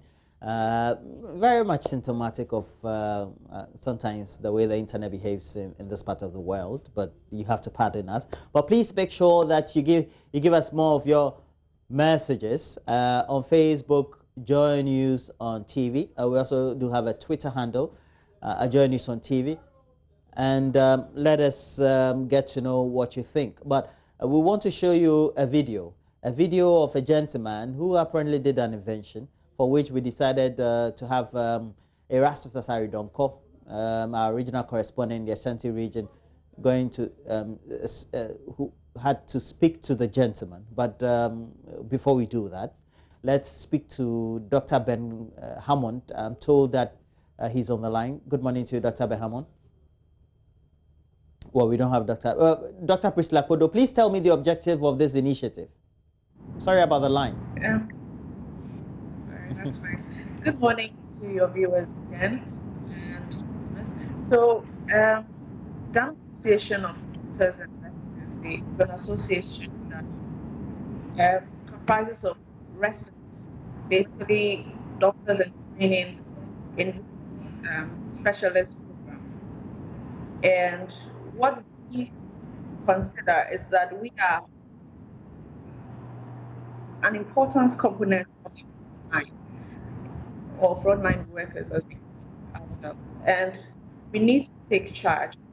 What we have noted is that government is going to do its effort, put in its effort to provide for the victims, look at all the aspects that would affect us in this COVID pandemic, but we'll need the personal protective equipment. And that's what we thought, that in a small way, how can we support this fight? How can we help the situation? So we considered would solicit for funds or directly PPEs from various organizations, individual associations, to help ourselves and our colleagues on the ground, so that we would getting their infection and also prevent ourselves from infecting patients that we come into contact with. And ultimately, who is expected to be part of this or contribute to this significantly? Everybody, essentially. So what we have is to create a short code that helps us solicit funds from every individual that has access to a mobile device and any of the telcos network or whatever platform. And then we've also that bit soliciting for funds from organizations, including like banks, some of the state-owned cooperatives and all of that. We've had some individuals who have also responded very quickly. And at this point, I just want to say thank you to the people that have donated. Rotary Group, the Ghana Maritime Authority, they were actually the first to respond. We are looking forward to the donation from Ghana Association of Bankers. We've got individuals like Selom here, Dr. Malo. We've had a great response, and we are looking forward to everybody getting involved. The underlying statement I should make is that there's never more than enough, because now more than ever we have more use for them than we probably have. And there were times when we need them, we may compromise when they are not available. But at this point where lives are involved, where the life of health worker, and remember that we don't have enough health workforce, and we can't afford to lose health workforce at this time to quarantine or isolation. Because once a health worker is exposed, we have to go into quarantine. So as many health workers that are exposed, patrician, and that was going to affect your fight.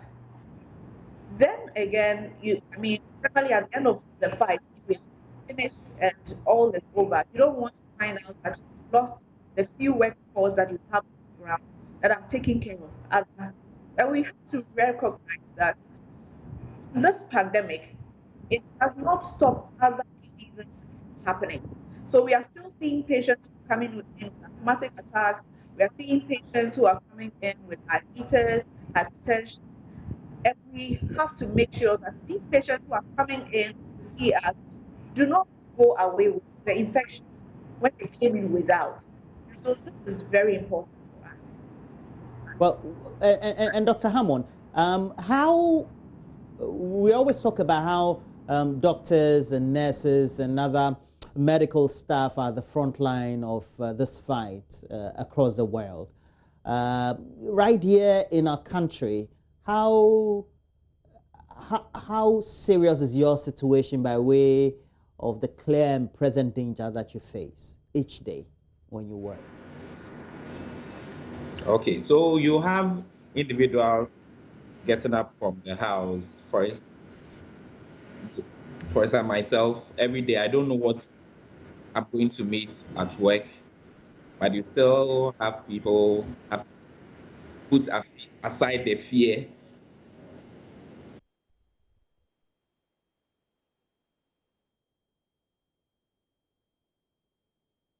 We've lost, but that same question goes to you, Priscilla. Okay, Doc is back. Doc, please go ahead. Yes. So sorry. So I'm having some technical challenges. Yes. So the uncertainty is there, the fear is there, but you still put yourself together, pull yourself together, and you come to work. And this that's why we cry for the personal protective equipment, which will serve as a way to give us a sort of assurance.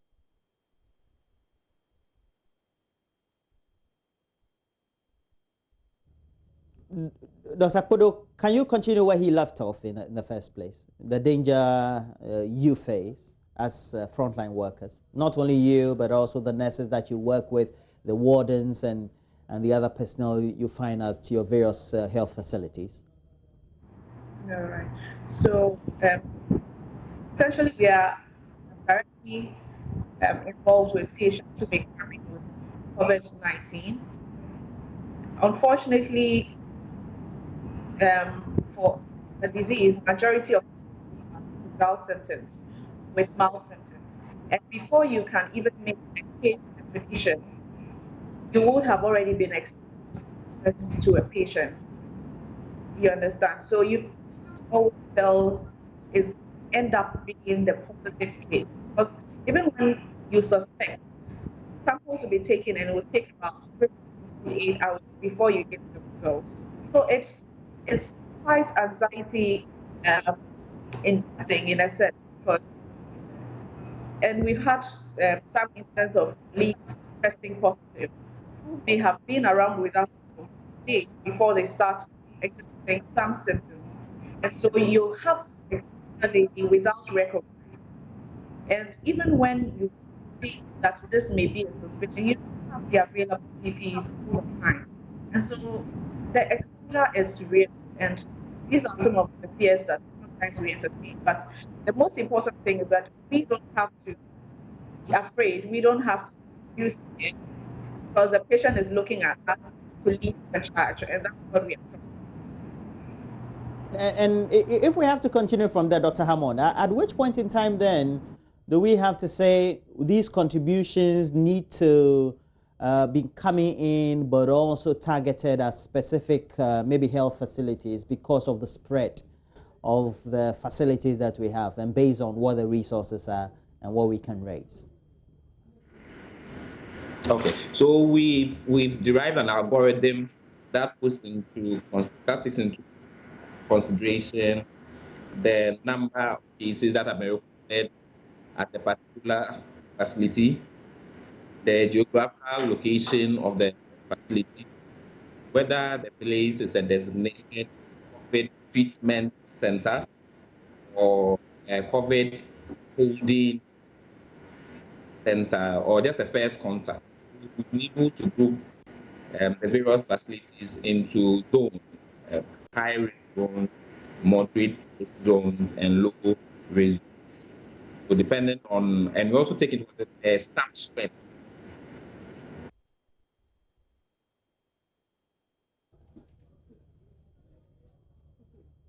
Okay. So, Dr. Kodo, I want you to continue with this and then end with how people can contribute ultimately to this. All right. So, with the algorithm, as you were saying, we have some indicators. We look at staff strength, and whether you have even recorded cases, whether you have, we're looking at all these factors to come to a score. And based on the score, we rate or categorize the facilities in either a red, yellow, or green zone, or high risk, moderate, or low risk zone. And that is really advising us, on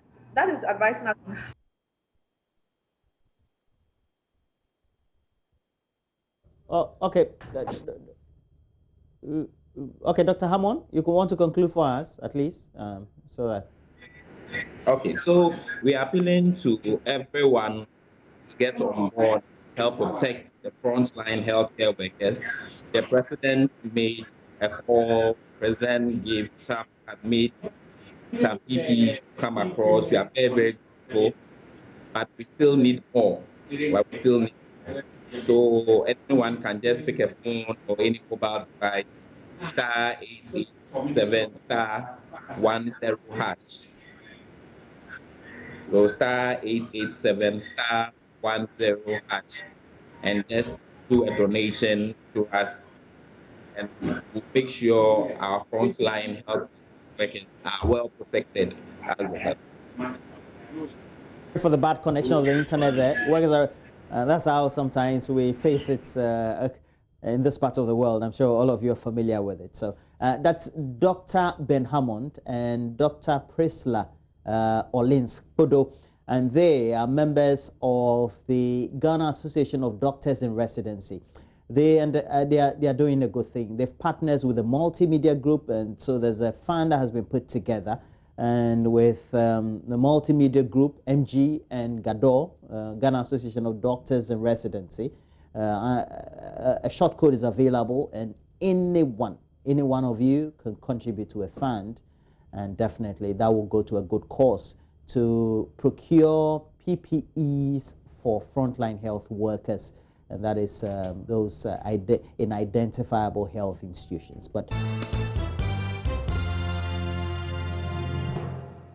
And talking about all those that are contributing significantly in this time of the infections for coronavirus is a young man who apparently has put together a solar-powered barrel sink. And Erastus Asari-Donko had an interaction with him. We'll show you the video as well. If it's not in the report, then you also get to know. In the era of the coronavirus pandemic, there is a stress and emphasis on washing your hands thoroughly under running water with soap. Now, many are trying to come up with many inventions as to how we will minimize contact as much as possible with the turning of the tap and all that. Now, we have one such person who has come up with a technology that will minimize contact between turning the tap, the flow of water, and the soap itself. Meet in black. Yes, sir. How are you? Okay, so let's get inside and show me around.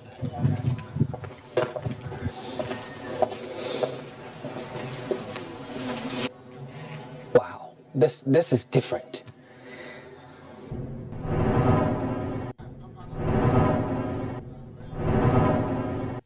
So what's the name of this invention?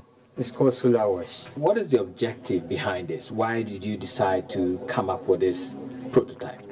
Okay, I came out with this idea when, this COVID-19 pandemic started. And I was in town and I was watching how people were placing the vertical buckets. And I was asking myself, but it doesn't attract people to wash their hands. And I decided to create something unique that will attract people, because like the alarm system alone will attract people to come and see what's going on. And Ghanaians too, when you take anything old they know and turn it new, then it makes people want to have a feel at what is going on. So that's why we use the bar, which is Ankure, to create this whole thing, so that as soon as you see the flag, Ghana national flag on it, you get attracted, and it's your old Ankure, that has been turned to something else. How does it work? Okay, but this is the normal barrel we call Ankre, and we've created a system that allows the sewage water, that's the wastewater, to drop under the barrel. That you let it out from the So that's the exit. The exit. Okay. And on top of it has it's also the same system has the fresh water also. Okay. So it also has the liquid hand wash soap. So it's also powered by solar system that we created, and we have a sensor, so you don't need to touch the tap. We want to demonstrate. Okay. Shall I go first? Go first. Right. Okay, so I have my soap poured on my hand, and I initiate my hand washing, and I have to do this for 25 seconds. Yeah, that's how much the program has been. Okay. So it allows me time to rub the soap properly around my fingers, rub my fingers very well before the 20 seconds is due.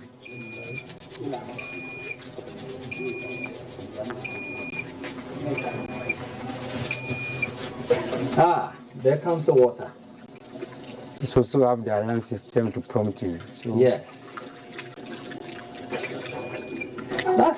That's fantastic. That's great. What's your educational background? Did it come from science? Did it come from the classroom, from a lecture, from a book? Tell us about that. I graduated from Christian Service University, Kumasi, with VSE Marketing. And I also did science at the secondary school, TR Media, Kumasi. So any product I do, the science also comes in and the marketing also comes in.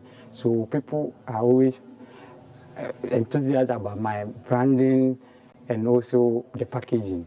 I have been thinking this can be placed at my doorstep, for example, but you have other plans. Where can this be used? Okay, what came in mind when designing it was the streets, the normal Ghanaian streets. That's why I have the flag on it, so I have to be very careful. And the markets, bus stops, because it's user friendly and it's solar. Solar doesn't have any source of power, so it comes directly from the sun, so we can use it anywhere. Now, any future plans for this? Perhaps you want to tweak it a bit, and you have ambitions, great ambitions for this. Any future plans? Yeah. There are more future plans for this. After COVID-19, we all pray it ends soon. Hand washing must be a passion. So we intend to create more of this and also have other innovations attached to it so that many people will be attracted to wash our hands and feel healthy. So there are more future plans for this one. You have suddenly become a star. All over social media, millions of people are watching the video you put out there. Tell me about that story. It all happened when we finished setting up the whole system, and I was telling my friends, imagine the president asked me to do a demonstration. So I'll say, okay, you take a phone and let me see what I can do. So I just did a small video and we all laughed at it. So one of my friends sent it to a friend who is also a friend to me also. So she put it on social media. About 30 minutes later, I started getting calls. And I was, this is not an unusual call. So I went to social media, I quickly went to social media. I told them, I think someone has put this on social media, so let me go there. I went, and in 30 minutes, it was like 2.7K, and I was like, wow.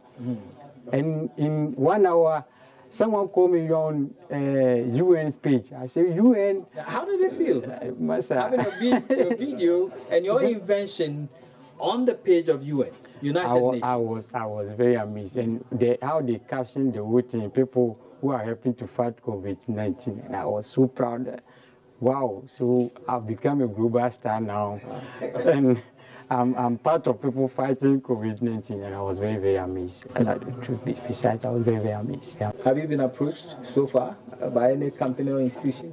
Oh, frankly speaking, so many calls have come through, but what I can tell you is a trade ministry contacted me, and they like my idea. From the government? From the government. Who specifically called you? One lady called Joanne called me, but we're looking at what will come up, and we are still hoping for any investment in corporate bodies, and even the government will make things faster for us because we are locked down. We can't get some basic things to do more.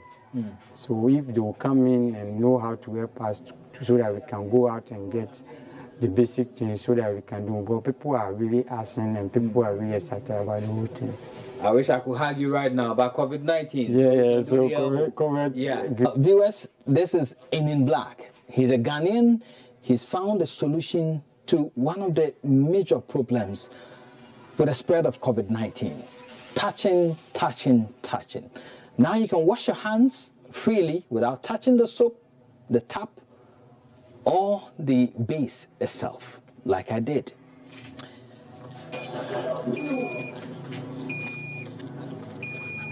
Reporting for Joy News, Rastus Asaredonko, Kumasi.